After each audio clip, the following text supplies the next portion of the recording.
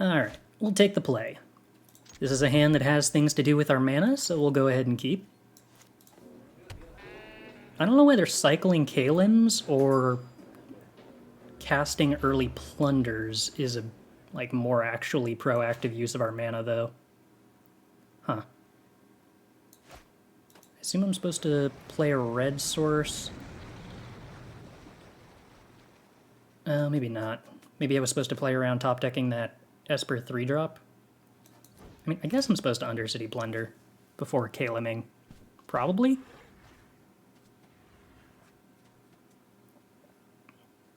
Yeah, that's true. If we had actually been, doing anything with our early turns, it probably would have been meaningful, too. Oh, okay. 2 for 1. Opponent discards lands. I do not hate it. Clement? Oh dear.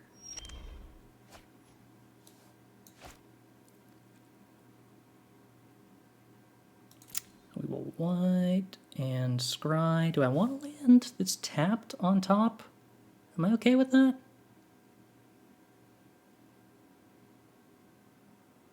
Yeah, I'm probably okay with that.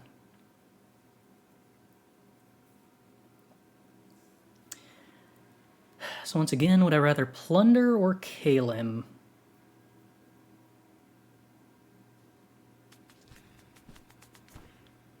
I'd probably rather Calim at this point.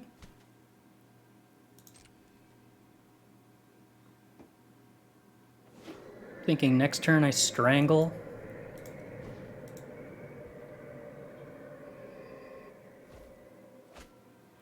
And possibly play Citystalker Connoisseur if I draw into a land. Oh, well, I'm definitely strangling a Suspicious Stowaway. Absolutely get out of here.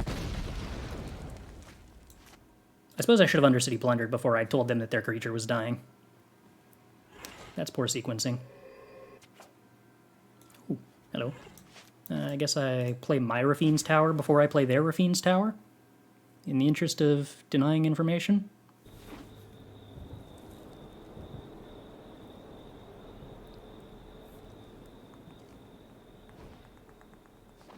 Oof. Stowaway. I don't want my opponent drawing cards. So I could play Fable and Calim the Stowaway, or I could just Citystalker the card that they have in hand. Citystalker blocks Clement, for the most part. But Fable also starts ticking down to Citystalker lock faster, which I think is what we're supposed to prioritize.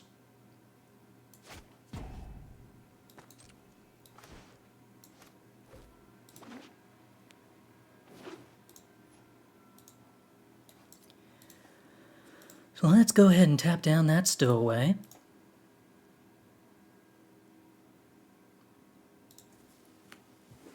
Then I get to discard 2 cards to dig towards this Calim guaranteed next turn. Meaning, if I find any card in my deck, I can discard Raffine's Tower and whatever card I draw to have the ability to play Citystalker and Calim activate.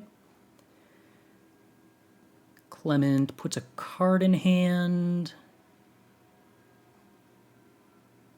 Has Vigilance, that's annoying. Alright, so we discard these 2, draw into the Calim.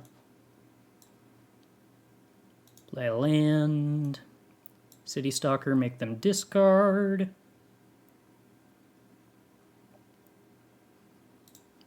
Stomp on their upkeep. Tap down the Seafaring Wolf before they have a chance to draw. Or, well, before they have a chance to draw a protection spell, I guess, is what I'm actually saying.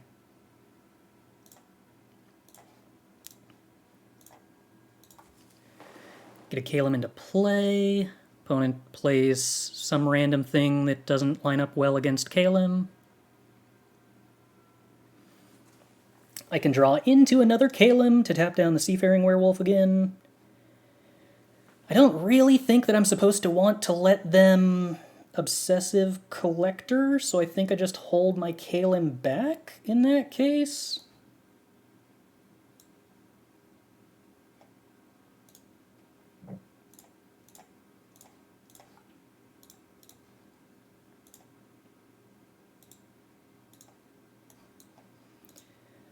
I tap down the werewolf again.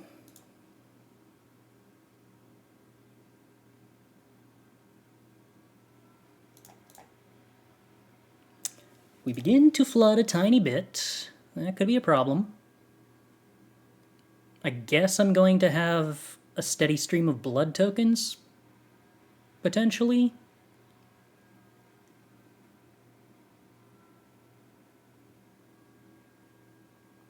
Calim dies, Obsessive Collector.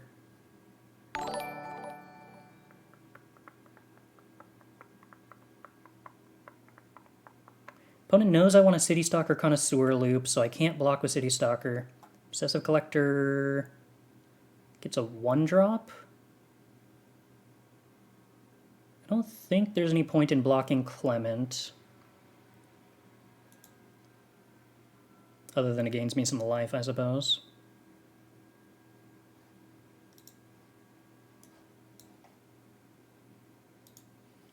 Cycle... Molten Impact. There's a real magic card.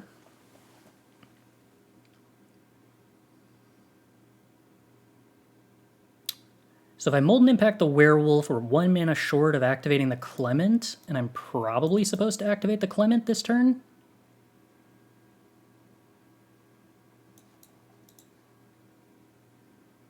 Oh no, I could have just attacked with the 2/2. Huh.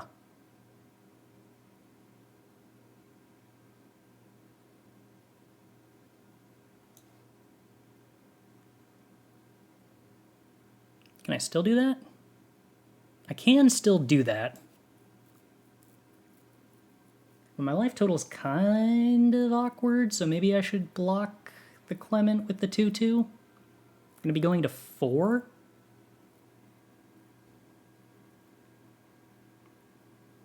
Alternatively, I could choose not to activate the Clement this turn and kill the Obsessive Collector. That results in them getting the Seafaring Werewolf trigger. That's not really acceptable.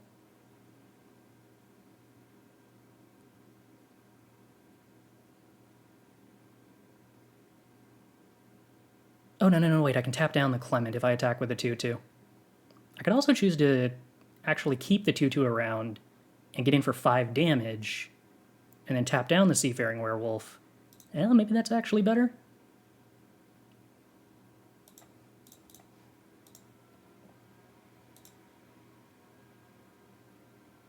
And then just kind of hope they don't have an answer to Citystalker Connoisseur at instant speed. Hopefully. Okay, that's good.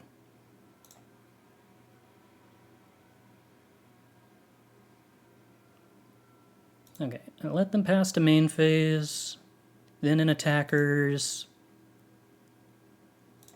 Discard this.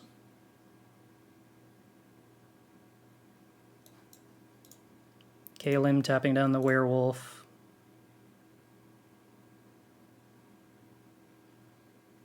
Obsessive Collector goes and gets a 2-drop.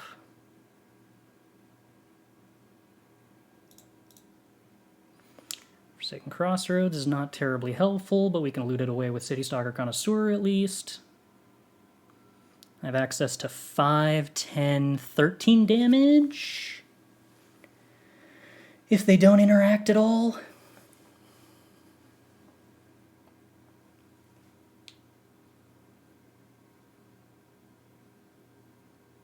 Clement is kind of interacting in that I have to remove it in order to have lethal.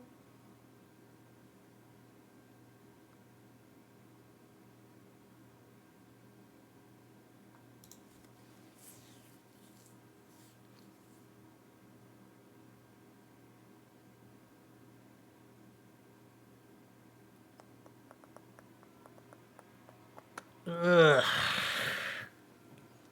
Black Clement goes wide. That's troublesome. Expressive Iteration finds a Clement, but I'd need 3 removal spells now to have lethal.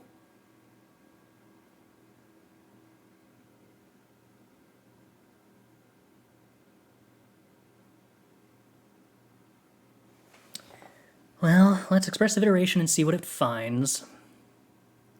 2 Clements. Putting one in hand is fine. Unfortunately, the other doesn't accomplish very much.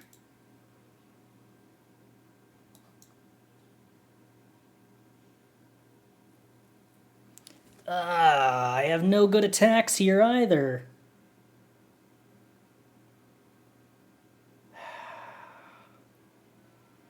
Shoot.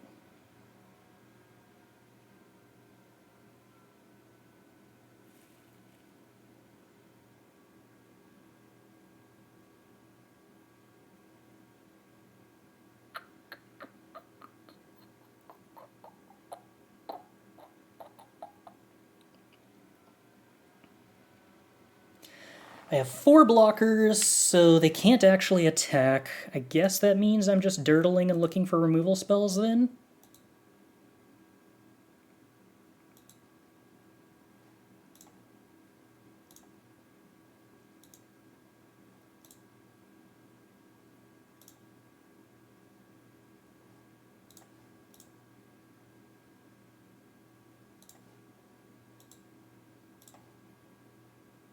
Yeah, I don't have terribly many instant speed things.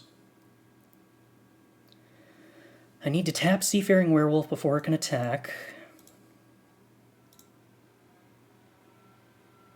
I'm drawing into a Calim, though, which means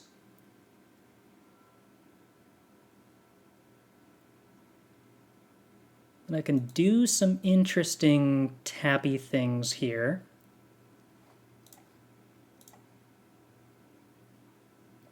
At the end of turn. Like tapping down their Clement, for whatever that matters for.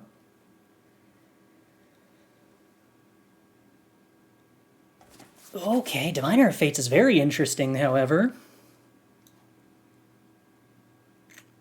What does Diviner of Fates find?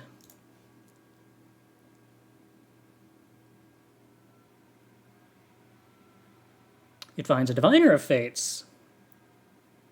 Now that's special.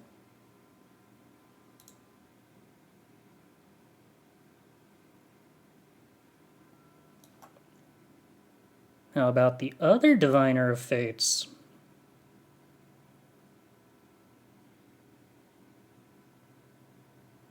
Finds Expressive Iteration.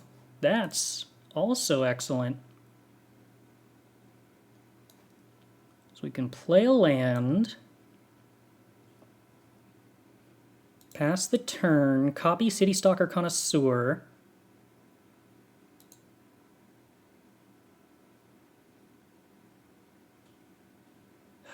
they're probably going to be able to hit me with the Seafaring Werewolf here. Oh, am I supposed to Expressive Iteration rather than discarding Expressive Iteration to Diviner of Fates to try to find an answer to Seafaring Werewolf that costs 1 mana?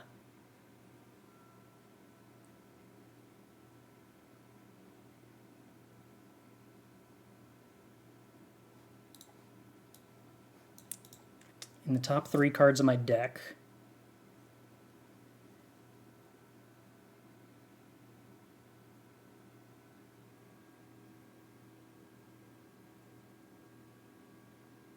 Doesn't have look today. Yeah, so they just end up looting, I guess. And I only take 1 damage, and that means something that isn't a blocker for them. Yeah, okay, I guess that's reasonable. That we just don't do that.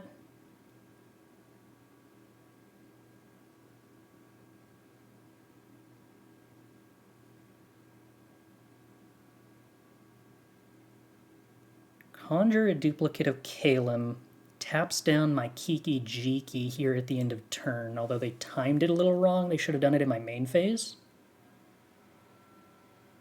Oh, they can hold on to it and tap down the Calim, though. That's a problem.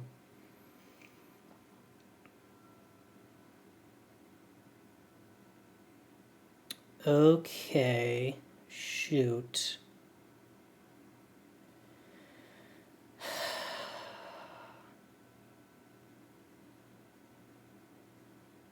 So if I copy Citystalker, I would have to draw into Calim.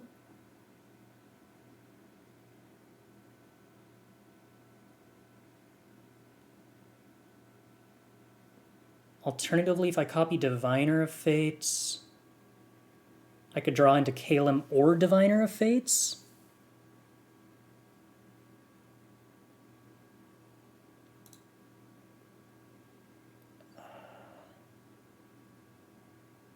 No, drawing Calim isn't good enough.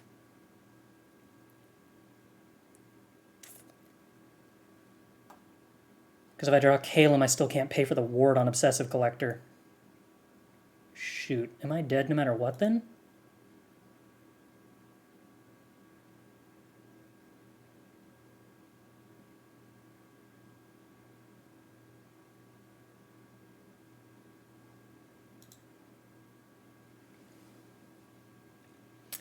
Think I'm dead no matter what.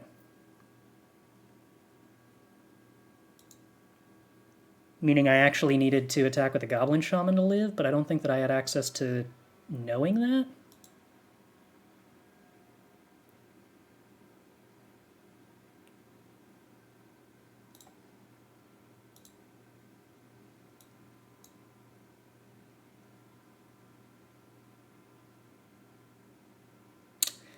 Dang!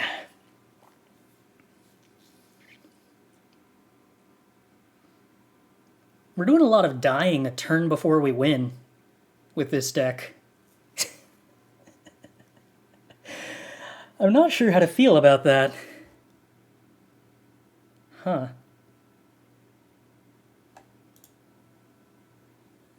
Alright, well...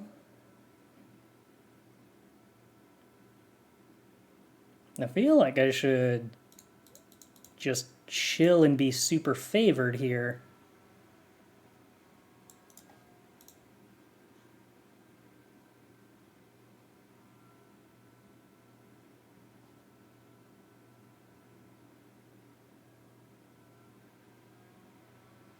Because like every part of my deck seems relatively excellent.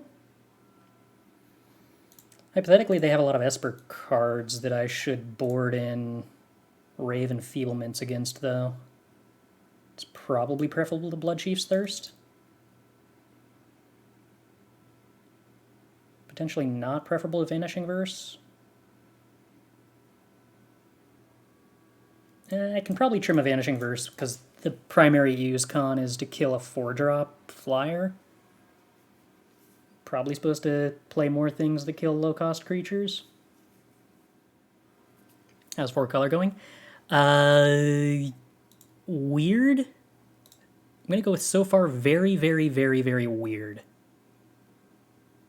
Like this. We're going to mulligan. Okay. This actually seems very deeply good.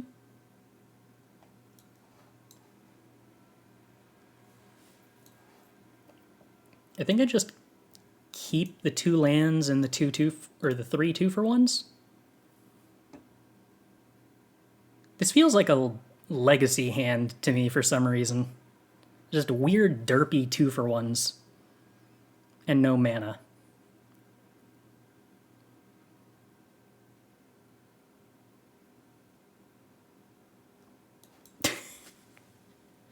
And everything costs no mana.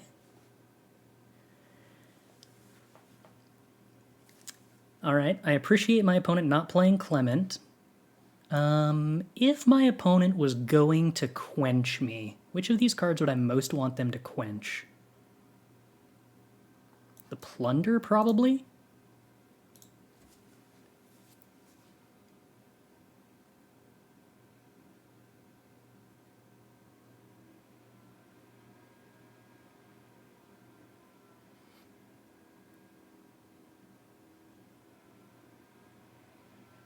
Okay. Ooh, I get a Ray of Enfeeblement? Opponent, that's so kind. Also, Ray of Enfeeblement, like, doesn't kill very many cards in my deck, so that's kind of confusing.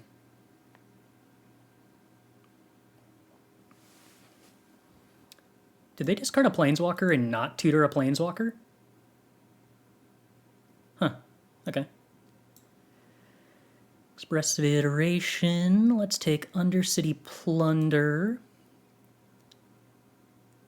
and Stormcarved Coast, and we are just going to go to 2-for-1 City here. We can probably kill the Diviner of Fates in the most mana efficient way possible.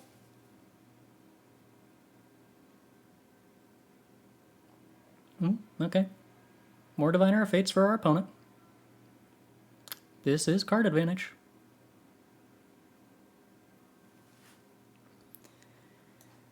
Expressive Iteration. Looking for a land drop, I guess. Successfully find a land drop.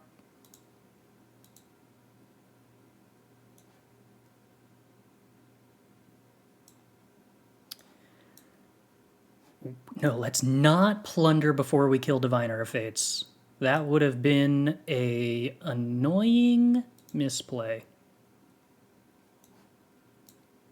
Now we plunder. Let's keep the 2-for-1s going. Oh, Raffine's Tower that I can cycle. Sweet. Ooh, the 3rd Diviner of Fates. Powerful.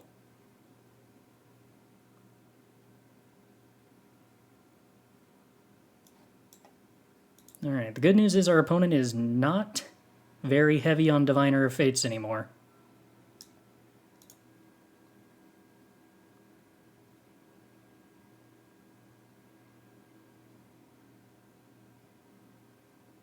We do need to play one of these towers because we need a white source, or the opponent could give us a white source so that I can just cycle the towers. Sweet. We are beginning to run out of 2-for-1s, though. Obsessive Collector. That might force me to play out the Calim, unfortunately. It does force me to hardcast the Calim, unfortunately. Do I play out this Needleverge Pathway, or do I plan to discard it to Fable of the Mirror Breaker eventually? I think I hold it for the time being. Now, unfortunately, this is a pretty good opportunity for them to Vanishing Verse, or Infernal Grasp. Well, disappointing. That may mean that we lose at this point. Unless I can top deck a removal spell for the Obsessive Collector. I still had 4 drops. Oh, okay. Expressive Iteration's pretty good. Ooh, hey, removal spells. Sweet. Let's go with a Calim to hand. And then let's kill the Collector.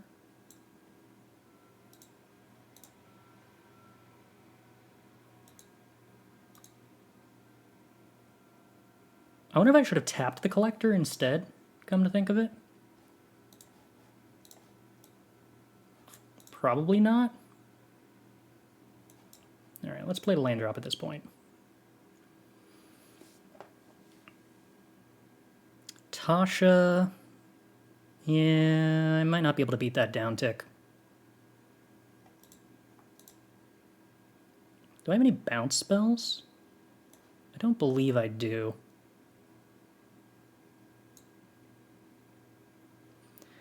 So Diviner of Fates. Discarding Raffine's Tower, trying to find a land. Raffine's Tower, not the land we were looking for.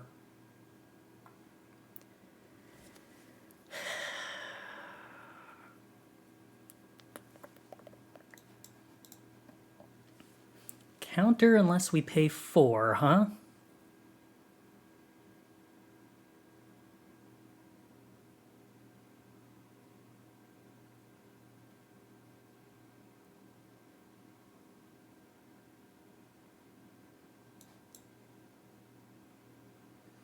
I think we have to play the Fable, because I think I need more white mana. Natasha upticks are painful too.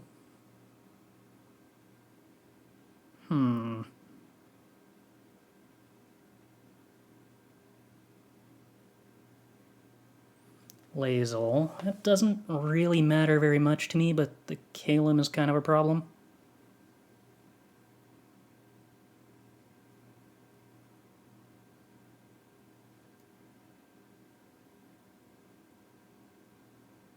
Do I want to discard a land? I guess, probably. Draw 2 lands. Okay, do I convert the 2/2 into a treasure? I have no way to kill the Tasha this turn.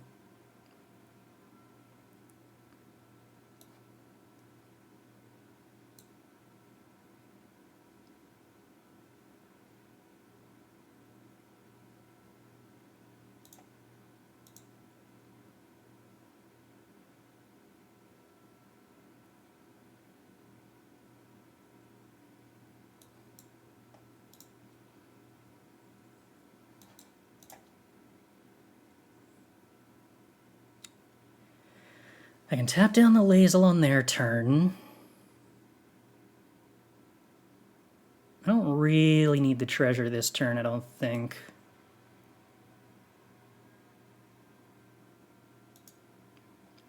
If I tap down the Lazel, they fizzle the card draw, but that's probably fine, considering I have 2 Diviner of Fates in play anyway. I have no Calims in the graveyard, which means it's going to be a long time, presumably before I can fix that. Okay, well, I have to tap down the Lazel in response to this so that they fizzle the Specialize.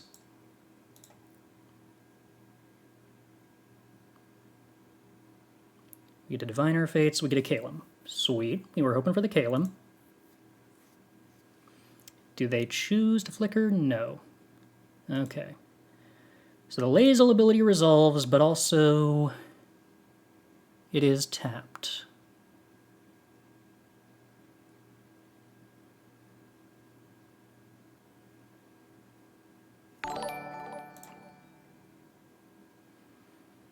Calim attacks. Makes our life total low. Laconia, sure. Tasha uptick continues to stay barely out of range of dying. Inconveniently. Do I activate the Calim?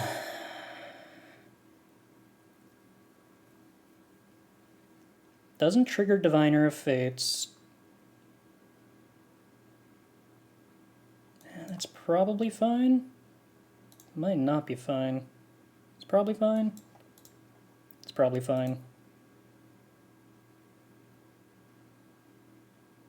Oh, the Viconia also means that the Calims get exiled. That's awful. That means I wasn't supposed to cycle this. I was supposed to hardcast it to block.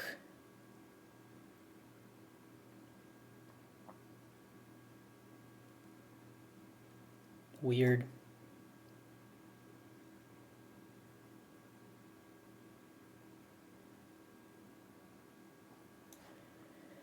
I think we're going to play Diviner of Fates, discard Expressive Iteration, draw 3 sorceries.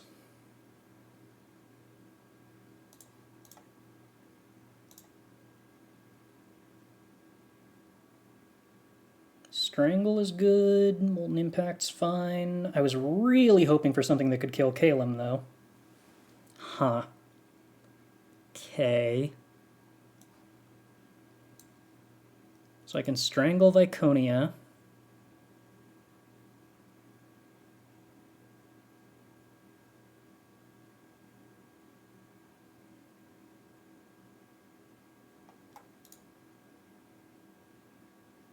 Ping Tasha.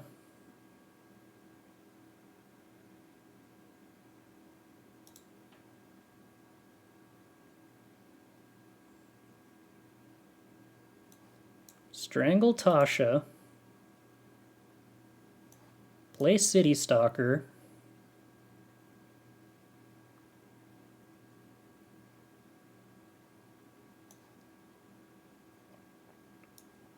Play an untap land so that I can discard Molten Impact.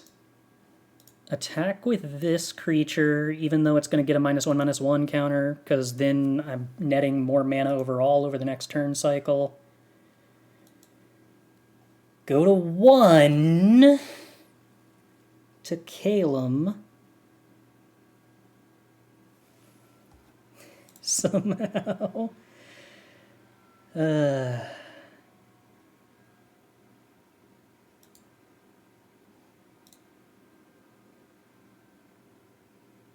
Do I block Lazel with everything? I don't think I do.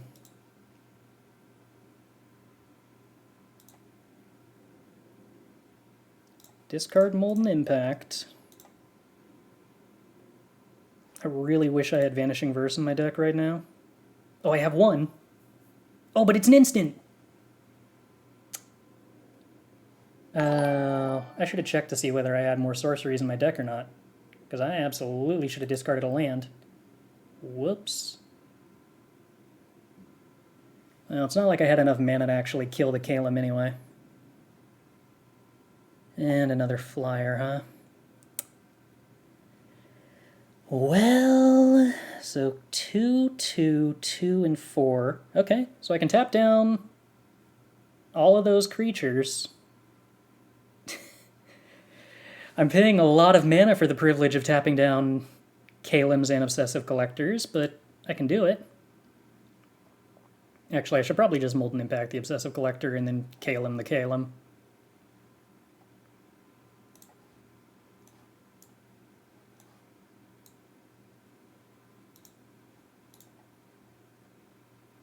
I don't have lethal, do I?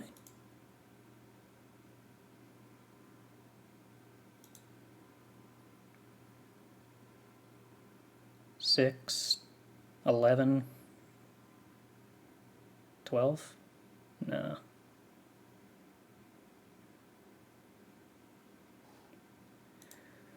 What do I have in my deck? Potentially no Calims, potentially lots of Calims. I have no clue how many Calims are in my deck.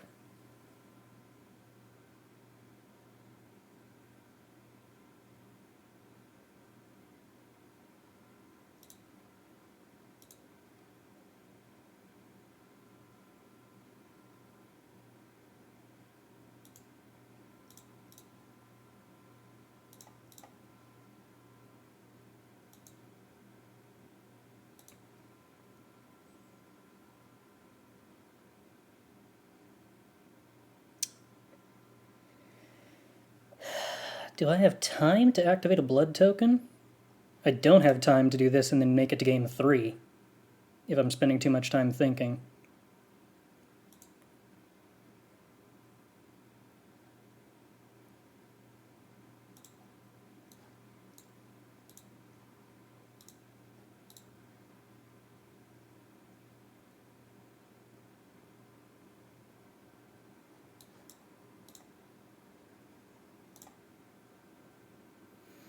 This should get me 2 Calims, I think.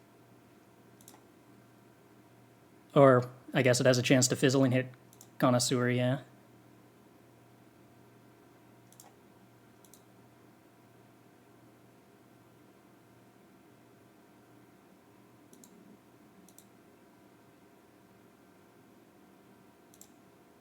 Okay. Oh, more Calims. Radical.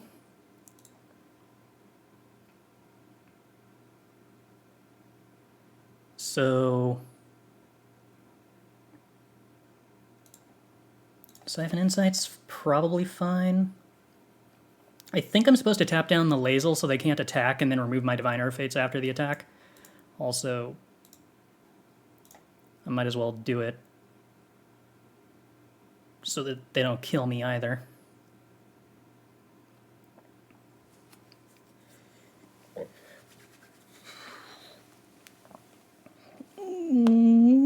Yep, they flicker it, they get to draw another card. They get a blocker. I don't get to draw a card. They have 2 mana remaining.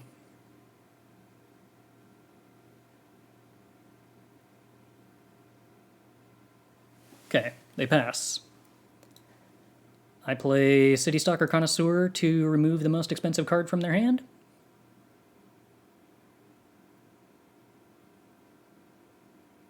And then I'm going to copy the Summoning Sick Citystalker Connoisseur.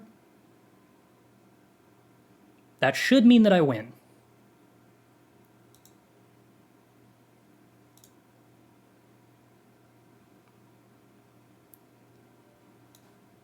Okay, let's do this as fast as possible because I'm going to have to play a very fast game 3. Oh, dear.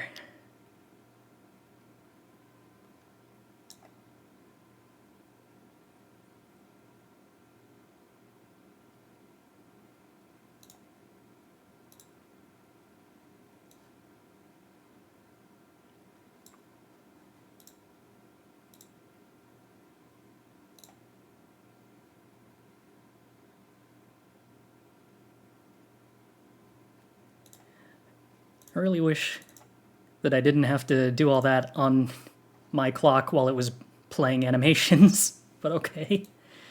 All right, 6 minutes and 16 seconds to win the final game. Dear me, dear me, dear me, dear me, dear me. All right, well, let's make this quick. But hey, that was a multi-5. That was a multi-5, and we outvalued them successfully. Okay. Playing fast. Lands means keep.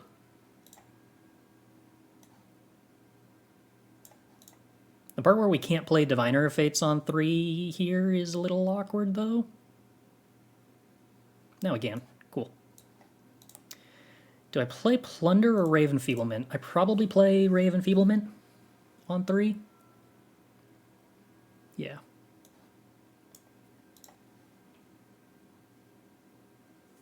So they don't actually get card advantage out of their Diviner of Fates. Yay!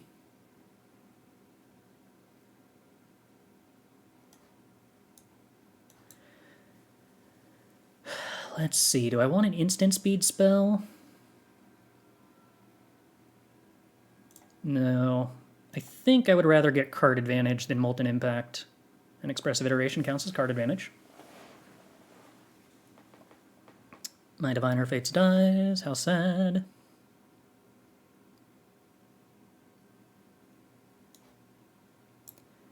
So let's go ahead and Undercity Plunder.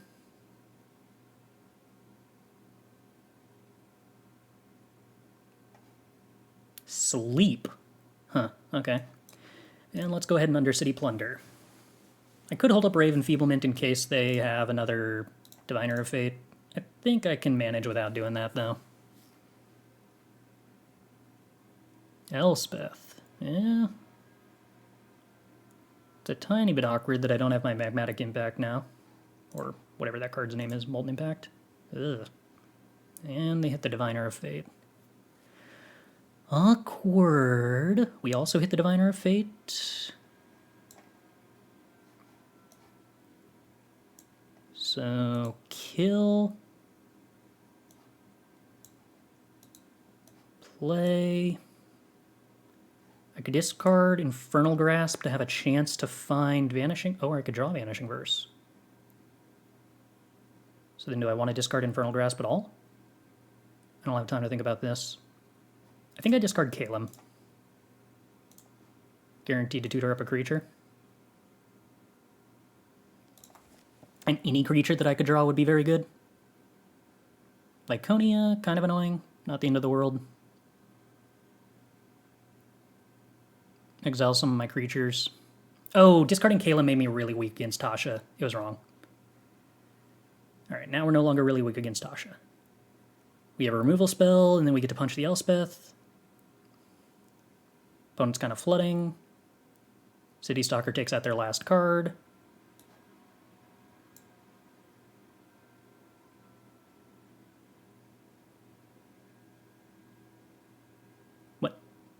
Oh, they nerfed this by making it hit non-lands, which is, like, not actually a nerf.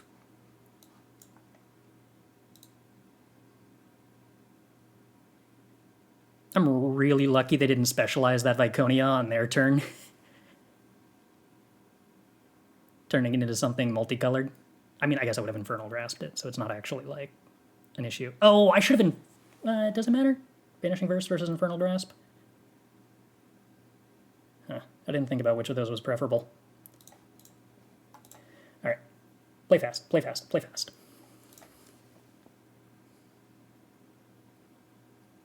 Tasha, after they just exiled all my creatures? Well, they left a Diviner of Fates, I guess.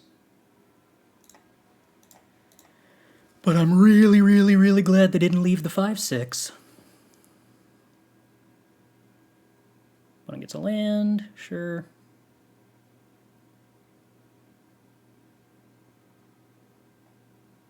Expressive Iteration finds. I mean, both of those are pretty good.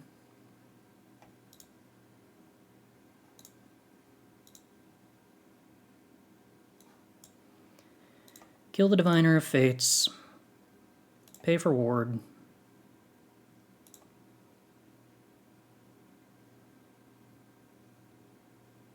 They draw a card and a land.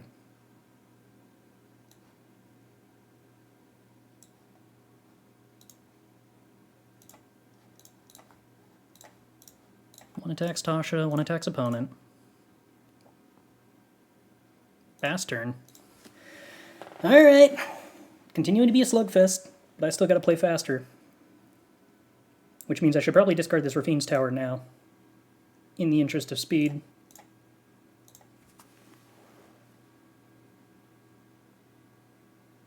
How much time does my opponent have on the clock? 15 minutes.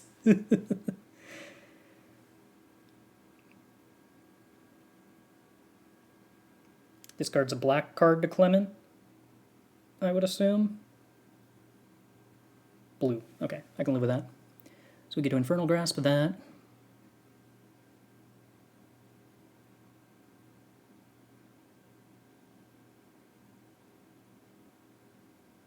Land. One unknown card, Obsessive Collector. Okay, so we have to Infernal Grasp the Obsessive Collector.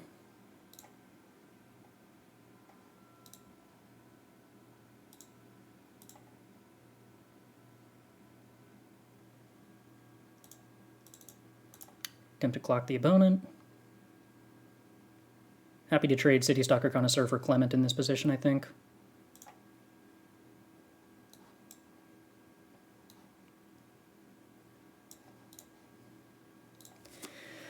Alright, Fable gets to draw some cards with Diviner of Fates in play.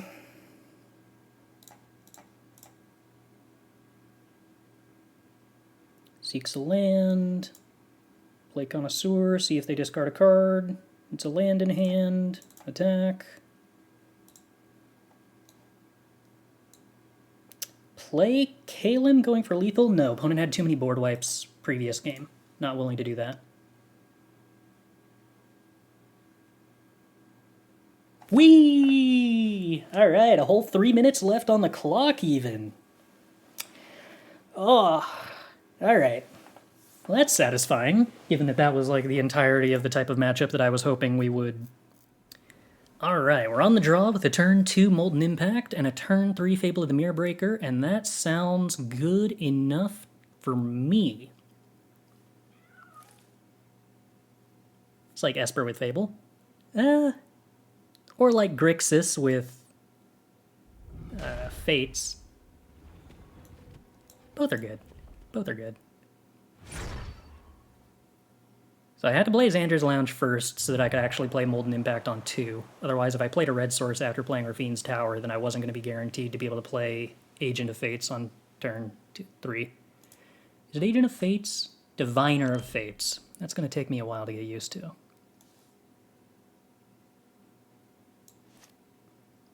So we play a Swamp here. We Molten Impact the Frenzied Geist Blaster.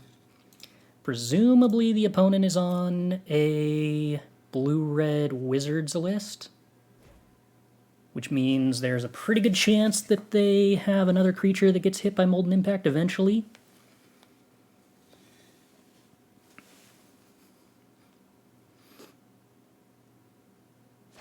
Oh!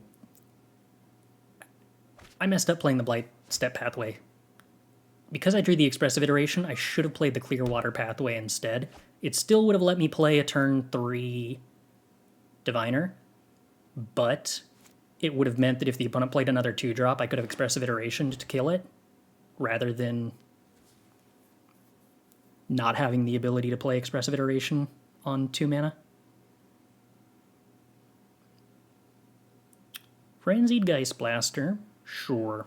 Meaning they're probably going to have a 1-drop to survive Molten Impact.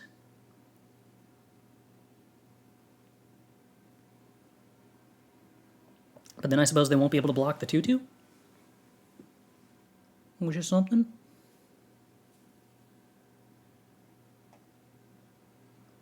Ooh, or I could Citystalker Connoisseur. That's also appealing. Lots of lands. Okay. Well, let's attack. If the opponent actually takes this trade, I think that I'm just going to play the Citystalker. Yeah. Okay. Well, we're just going to do that then. Make the opponent discard a card. Molten Impact gone. Love to see it. Well, now that my life total seems relatively good, and my opponent's cards in hand are taking some hits,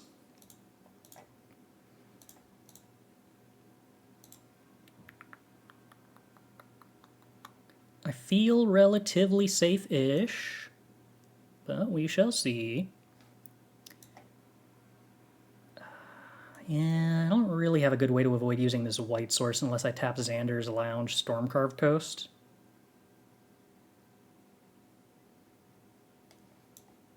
I'm probably supposed to tap Xander's Lounge Stormcarved Coast,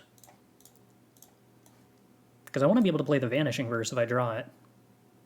I don't have a lot of use for blue here. Molten Impact? Delicious. Yes.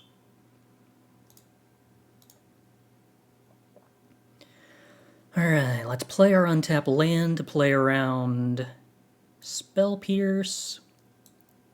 Let's Molten Impact the Umbra Mystic, which hopefully leaves us with a 3 damage Molten Impact trigger floating. We get to activate a blood token to discard one of these lands that we don't want. Molten Impact, no! My creature. On the other hand, that also, like, gets rid of a bunch of cards from the opponent's hand, which is, like, probably really good for us. Let's go ahead and get rid of this Xander's Lounge. Draw a card. It's a land. That's not the best. More lands. Oh no. White source, Fable, cycle Raffine's Tower, then cycle away 2 lands. It's almost like we have a bunch of answers to flooding. Yay! Symmetry Sage. Sure, that mostly dies to Molten Impact trigger eventually. So I would love to top deck like a discard spell or a draw spell.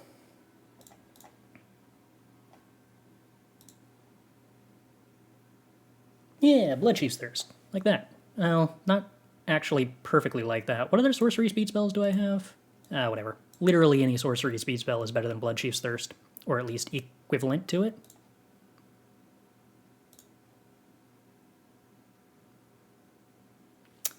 Yeah, fair. Bloodchief's Thirst is equivalent to Bloodchief's Thirst. Let's go ahead and kill that Symmetry Sage and fizzle my Bloodchief's Thirst.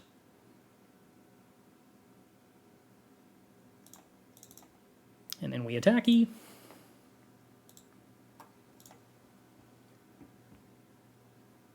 Symmetry Sage, very well. Let's tap down the Symmetry Sage. And hopefully draw a Calim. We drew a Calim and a Calim. Cool. Highly Calimrific. Alright, let's go ahead and make the opponent discard a card. And then conjure a card. Oh, we're done?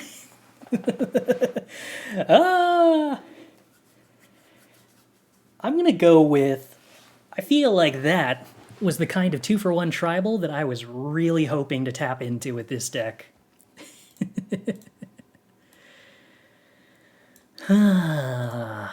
Let's see. None of our removal is actually good in this position. Hypothetically, Undercity Plunder is reasonable.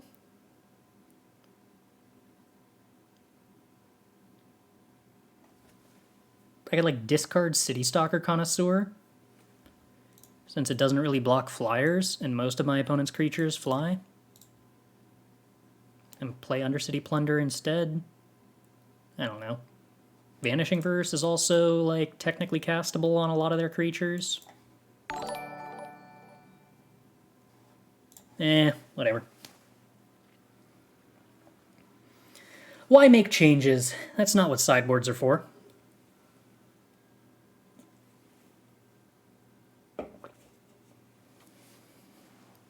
Sideboards are here so that we can, like, pretend I have a clue what I'm doing. As long as in the moment we can ignore them. They're accomplishing their job. Maybe.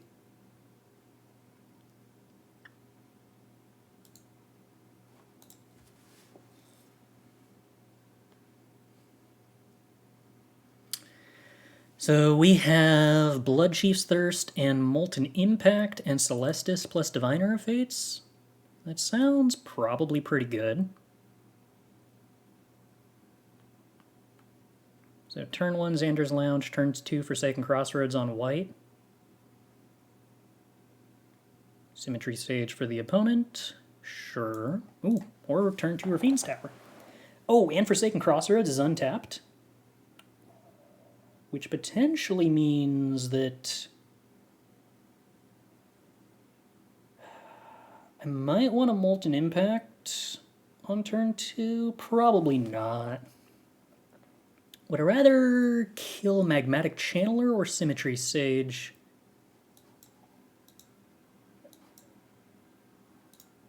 I'm going to assume Symmetry Sage is scarier than Magmatic Channeler, but maybe I'm supposed to prioritize removing the Looter.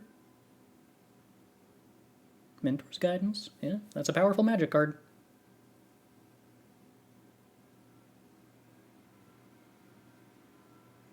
But it is also not a threat.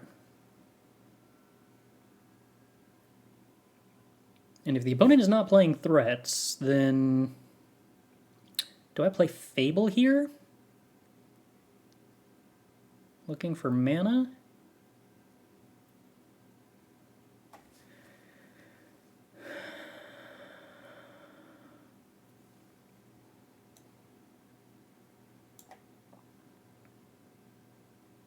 I need to get not red so that I can play Diviner of Fates at some point.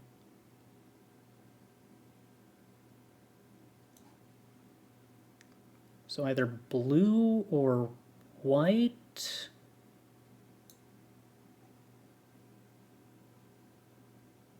I could also scry towards a land drop and play the Molten Impact.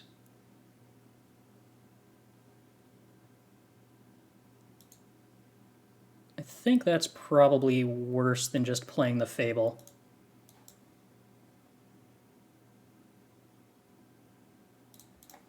Yeah, I feel like we can beat the Magmatic Channeler representing card advantage, or not even card advantage, but card filtration, and that getting aggroed out is the way that I likely lose. So it's what's most worth avoiding.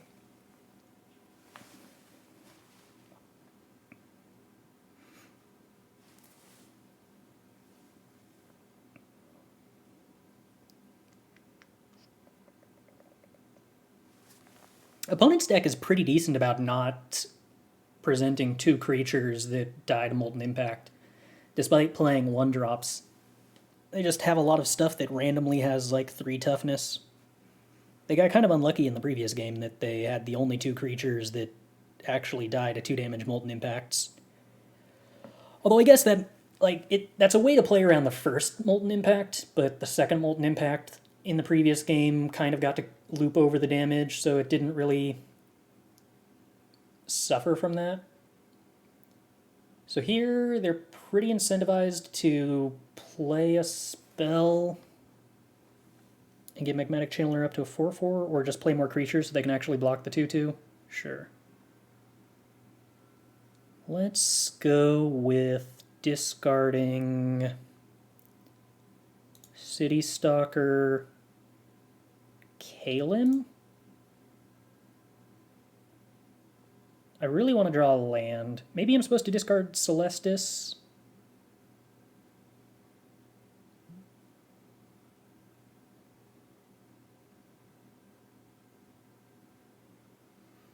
Worst case scenario, I can Molten Impact and then Plunder.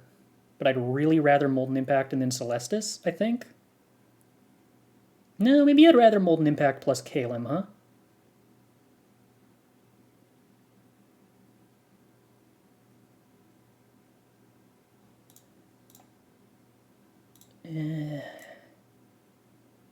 We'll draw a Calim eventually, I'm sure. Oh, discarding Calim to Fable of the Mirrorbreaker triggers Calim? That's cool. Okay. Alright, so we Molten Impact, a Magmatic Channeler. I should have done the one that was Summoning Sick. I mean, I guess they're not likely to tap it no matter what anyway, huh? So if they block, I can Undercity Plunderer to kill the Magmatic Channeler. If they don't, I can just pass. This is where I would have liked to have hit a land drop so that I could Celestis when they didn't block. Instead, my position's kind of awkward. I could just Molten Impact. That's probably how I'm supposed to use my mana.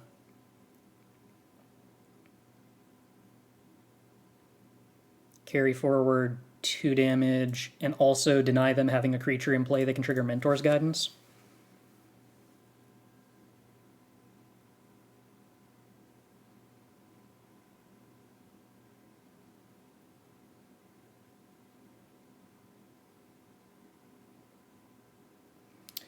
Opponent is kind of flooding out. Molten Impact on the 2-2. Yeah, that's reasonable. We draw a land. Okay. Do I want to try to play the Diviner of Fates and run it into a counterspell, or just play the Celestis and chill? It's more likely they Spell Pierce Celestis to be entirely reasonable. I think I just play the Diviner of Fates. Okay.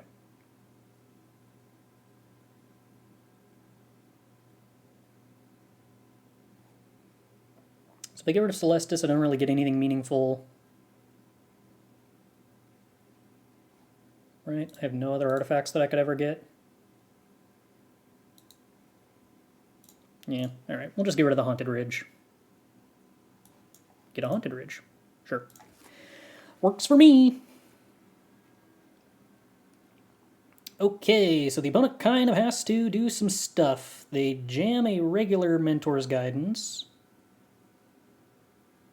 which kills our Fable. Sad. Then an Expressive Iteration.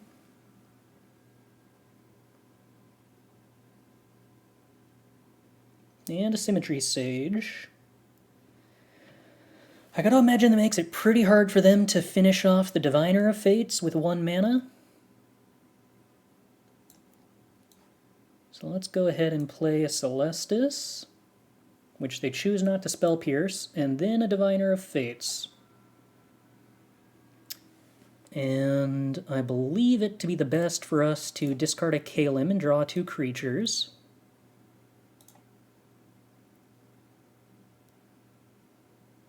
Diviner of Fates is pretty cool. No complaints there. I do like drawing more cards. I like this whole having a ton of removal and also just playing mono 2-for-1s or better.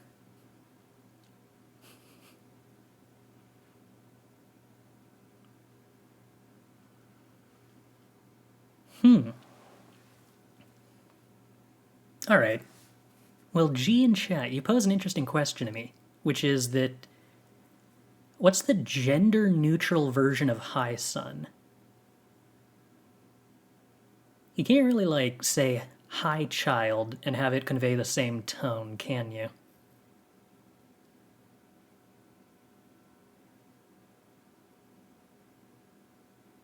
Squirt? Squirt might works. Hi, Squirt.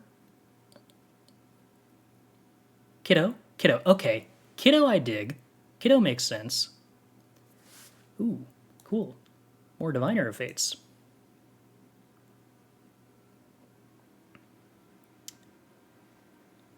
Let's go ahead and get rid of Undercity Plunder, I guess.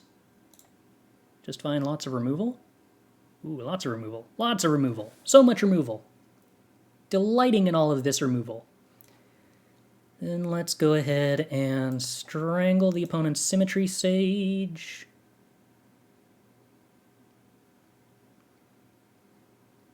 I mean, I could have played another Diviner of Fates, but I'm kind of winning on the card advantage front pretty easily, so, like, I don't know that I have any incentive to let the opponent... Oh, I really regret choosing to Strangle over Bloodchief's Thirst. That was a significant error.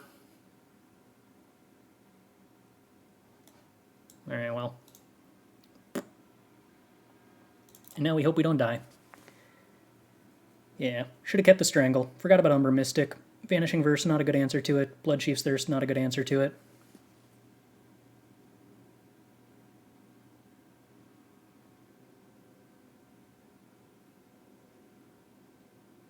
Now I have to not die. Which is awkward.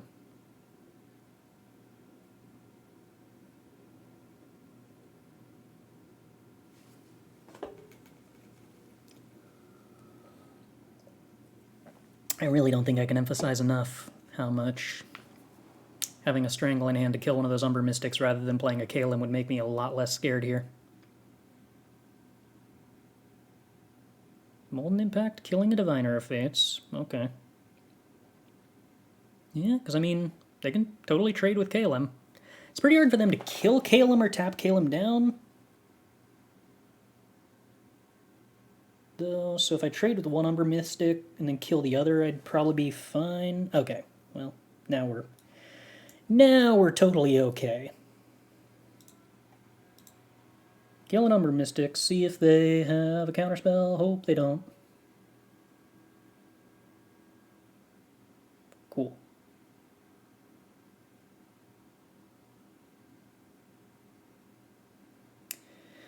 Then what do we do? What deck would you use to prey on aggressive red decks, mono red / wizards? So far, it's feeling like this.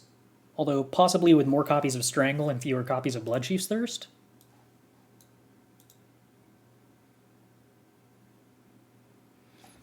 More realistically, what would really prey on aggressive decks? We don't really have something like Gargaroth in the format that just comes to mind as the default aggro killer. Thought we had 2 Calims in the yard already? We probably do. Yeah, but I wanted an untapped Calim that could block the Umara.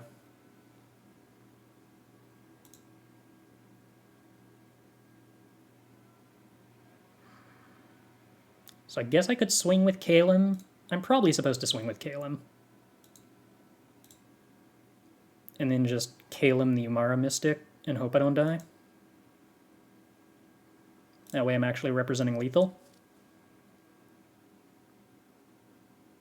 Should I have tapped down the Mystic before they discarded a Fable? I don't know how many, like, protection spells to give hexproof they're liable to play. I mean, well, no. Pretty much any way they actually kill me here starts with a 2-mana draw spell, so I can't be sure that they can only do 6 additional damage.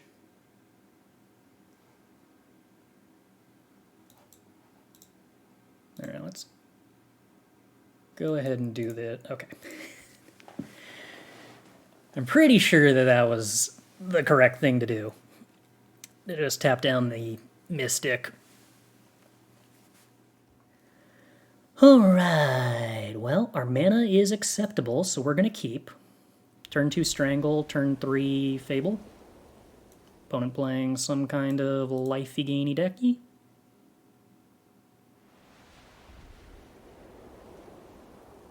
Pokes us with Lunarch Veteran. Okay.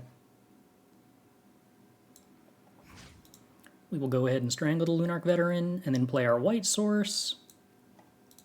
And Scry.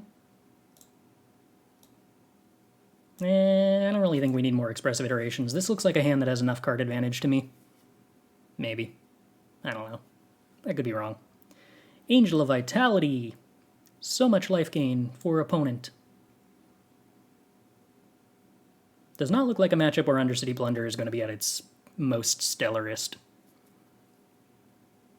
Champions of Tier. Okay, that's actually kind of a problem. I mean, I guess I can tap it down with Calim if I need to. Or we can just Molten Impact it. That's also desirable. Let's see.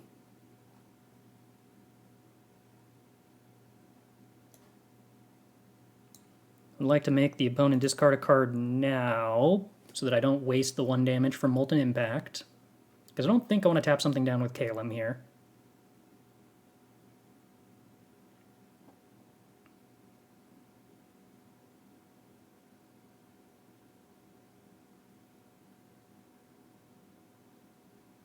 Ooh, Patriarch's Humiliation's kind of fun.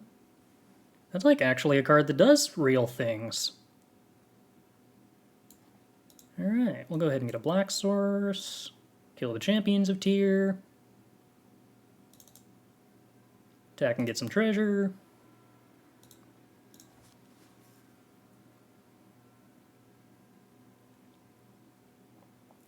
Flip Fable. If we hit an untapped land, I can play Calim and hold up Patriarch's Humiliation. Another Champions of Tier. Presumably that enters with a +1/+1 counter then? Yes, which means if they end up blocking the Goblin, we can kill the Champions of Tier.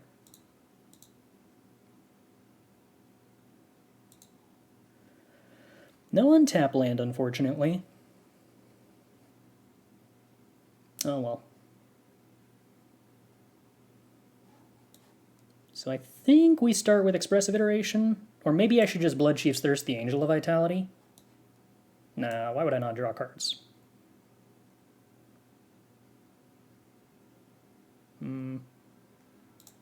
Poke Champions? Okay. Citystalker, untap land. It's at least, like, kind of playable. Swing! Now, if they don't block, I can Citystalker, Patriarch's Humiliation, the Champions of Tier. That also sounds delightful. Oh, I guess I probably should have, like, done that before they had the opportunity to block. I kind of missed that option. Alright, well, now we just casually have the Citystalker lock.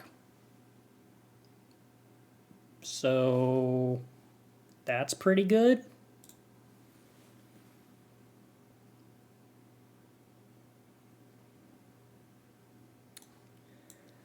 Let's go ahead and remove the thing that's not very expensive to kill.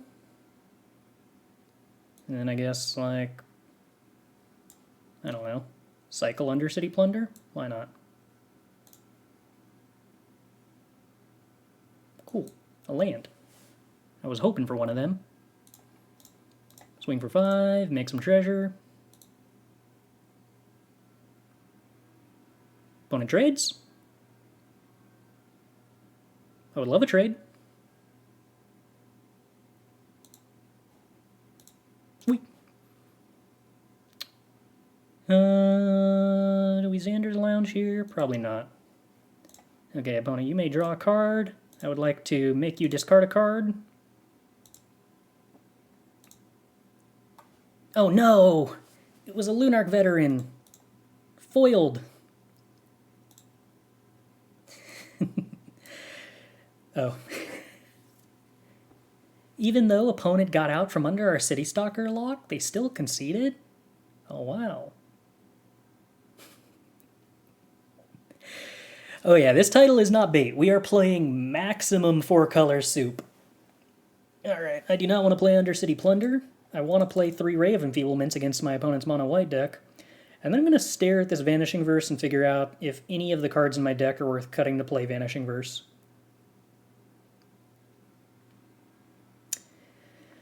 Help me out, chat. I can't tell. Are any of these cards worth cutting to play Vanishing Verse? I mean, Vanishing Verse seems good. But is every other card better?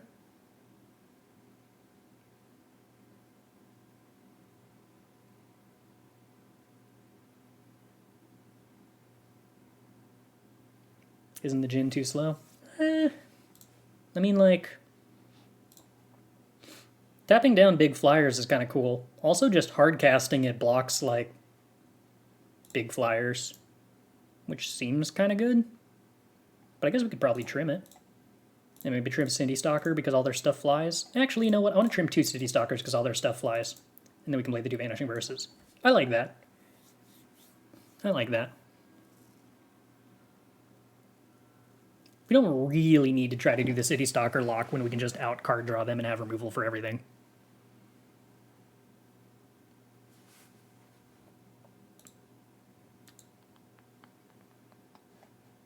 I guess this is fine. We get to go Forsaken Crossroads on turn 1 to have Bloodchief's Thirst on turn 2.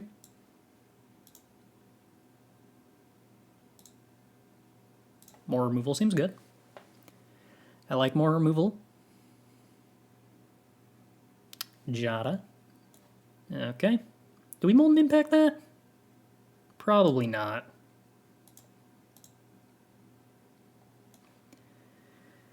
And then we Crossroads on blue.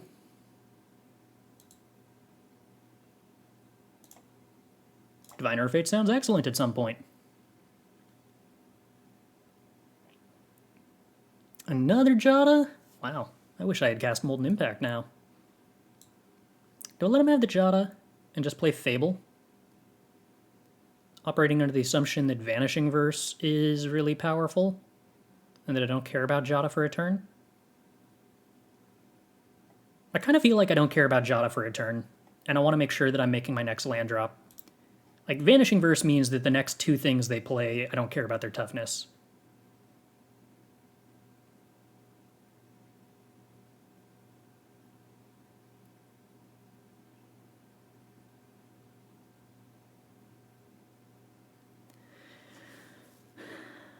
Guess I want to discard Celestis, probably.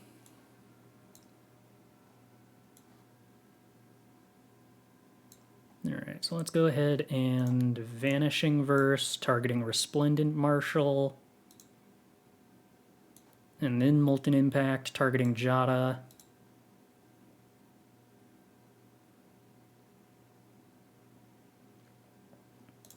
Not very likely that having a 1 damage floating Molten Impact accomplishes anything, but if we top deck another Molten Impact, it's relevant, and if they decide to play the 1/1, or the 2/1 life gain, draw card, 3-drop Angel, then that's also relevant.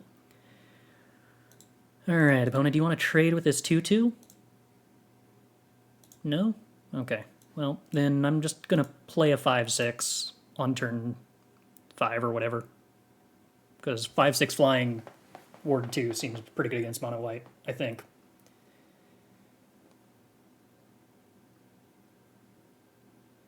So are we good here, opponent? What's your plan for... I guess they can Patriarch's Humiliation it to make it lose flying. But, like, then they're empty-handed, and that's also probably not good for them. And I've, like, already got another Calim set up to follow that up.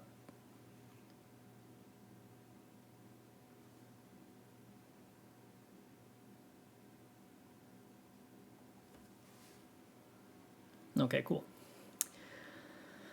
Let's see. I believe that we are going to cast Diviner of Fates. Oh, no, shoot! No! I was supposed to hold priority in response to the Diviner of Fates so that I could copy Diviner of Fates with Reflection of Kikijiki. Okay, good to know I have to hold full control to do that. Because that way, if I copy the Diviner of Fates in response to its own ability, then Actually, literally nothing changes.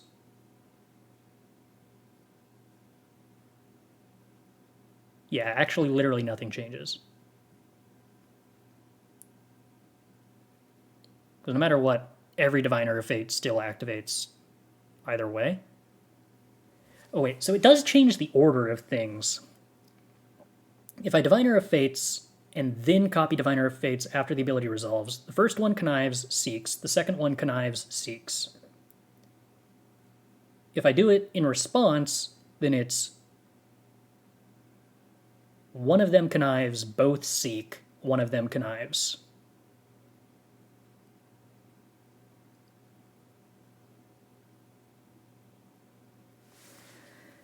That doesn't...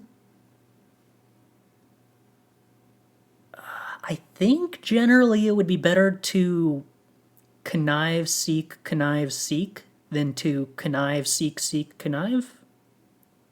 I suppose maybe it would be situational. Like, if you wanted to seek 2 sorceries and you knew you had a sorcery in hand, that'd be better.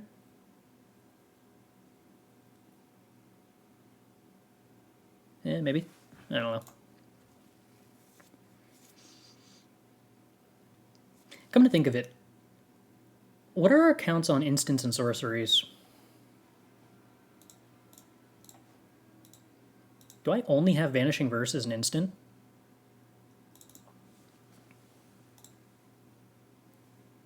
Nope, this is not the right deck.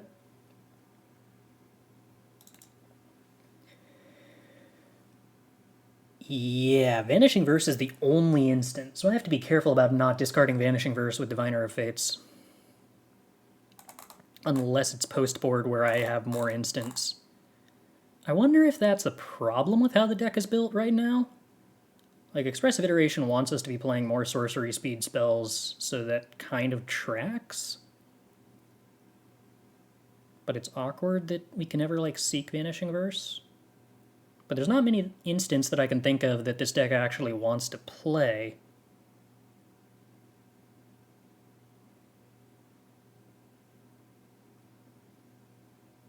Oh, that's true.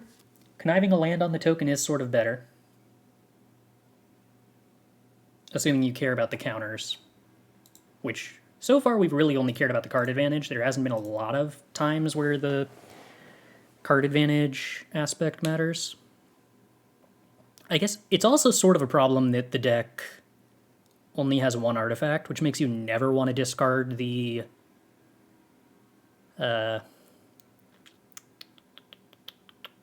Celestis, even when Celestis is the card you most want to discard.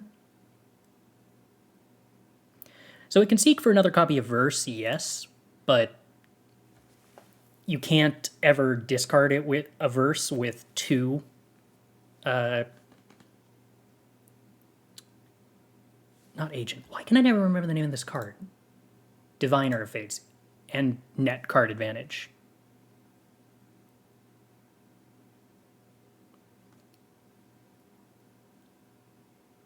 Alright, I guess we keep this. It doesn't have a 2-drop, but we have a lot of 1 and 2 drops to draw into.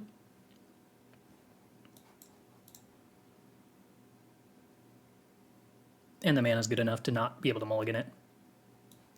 Tiny bit of flooding now. Does that mean I'm supposed to hold on to the Xander's Lounge? Probably does. So we might want to cycle the Xander's Lounge. Bloodchief's Thirst. Okay. I like the idea of being able to Expressive Iteration into Bloodchief's Thirst. Assuming we hit an untapped black source, which, that might not be the most likely. But we don't have a target, so we just try to hit a land drop with Expressive Iteration. Sweet. Find Fable. Find land drop.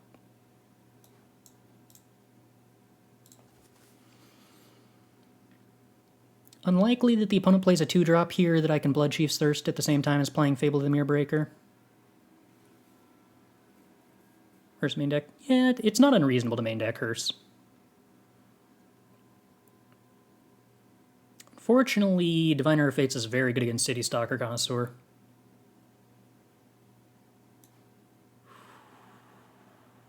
Does that mean that I just have to Bloodchief's Thirst this Diviner of Fates? That really sucks for me. I'm falling very far behind on tempo because I didn't have a meaningful 3-drop. I mean, I had Expressive Iteration, which kind of drew cards, but... yeah. And they just end up doing another Diviner, which is pretty likely because they discarded a creature to their first Diviner. Yeah, it's... very good at making my Citystalker Connoisseur embarrassing.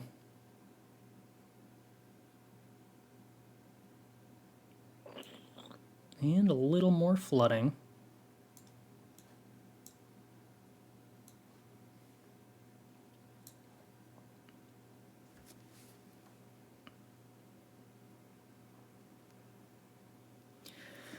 Alright, well, they seeked a creature with the second Diviner of Fates, which makes it kind of reasonable that they could find the third. No, they don't have anything to do. That's very good for me.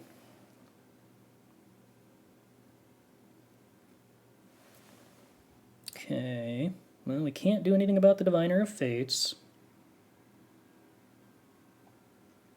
Take action, loot with Celestis. Happy to get rid of a land.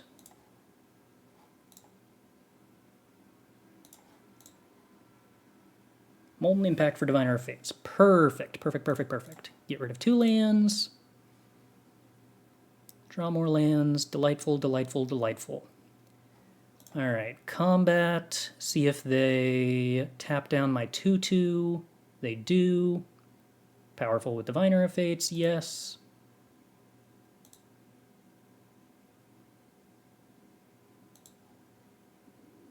But that is all. Then we get to kill the Diviner of Fates.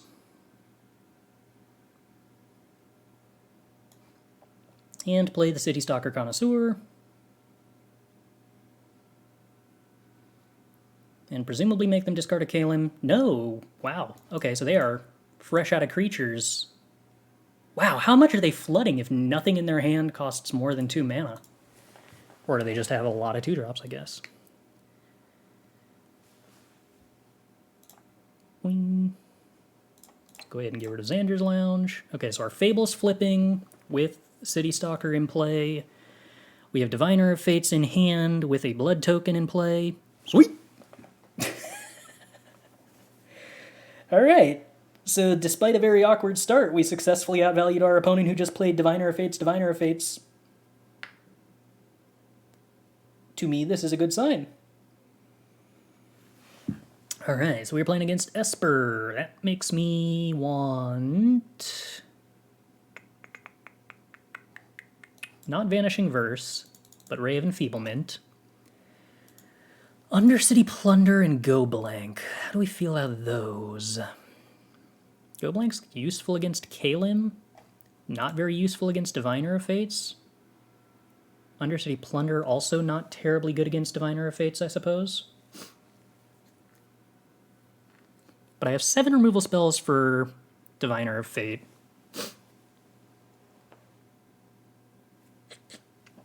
Wow, my ear just popped like I went up in an airplane. That's weird.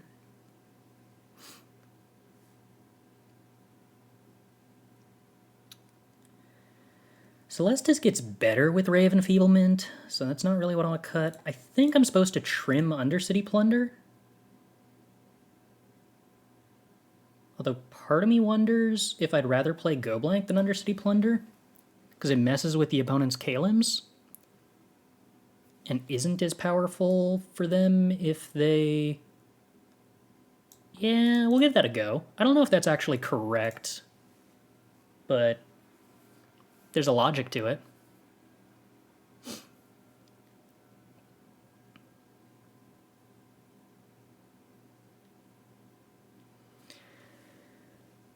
Okay, Ray of Enfeeblement plus Celestis is something that I was looking forward to.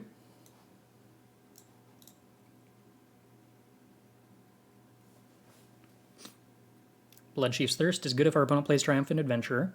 They play Check for Traps, probably gets rid of Ray of Enfeeblement. No, gets rid of the Fable. Interesting. Okay.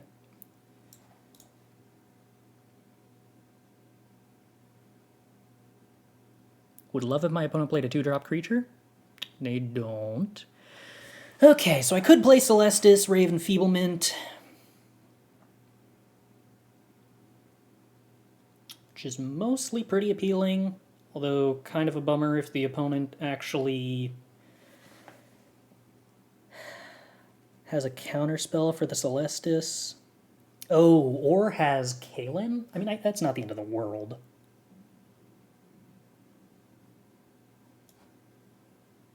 I think I'm still supposed to go for it. Neither of these is the end of the world if they successfully counter it. Oh, opponent, that's a huge mistake! Calim can absolutely tap Celestis. And then I wouldn't have Ray of Enfeeblement up on their turn.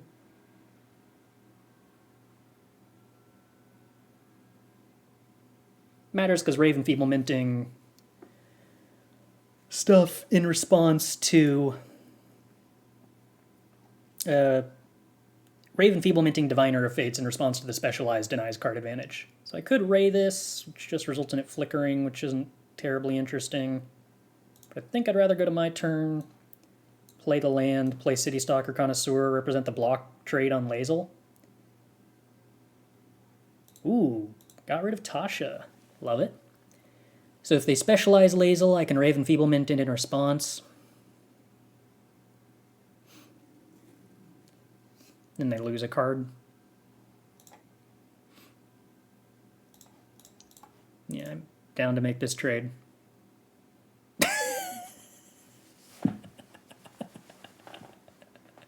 Okay. Fair enough, opponent. Fair enough.